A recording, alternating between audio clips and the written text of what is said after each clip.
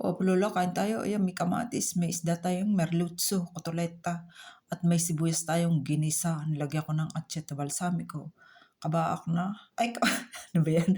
Kaputol na saging at saka isang peras. Yung ating sibuyas, nilagyan ko ng atchete balsamico at kaunting asin. Yun lang at tubig, kaunting olive oil. Matamis-tamis siya. Pati yung sibuyas kasi niya. Yan yung malaki natin sibuyas. Eh, siyempre, uuwi na.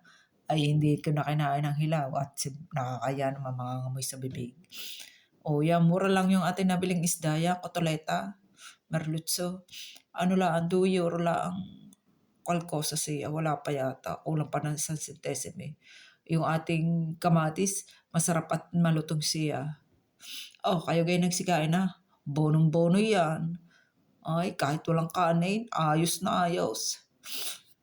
Ay nako, sipon-sipon na naman yung hapon ng lula. Kain naman na. Bago lahat, salamat po sa inyong lahat ng pagsuporta sa akin. Thank you for watching.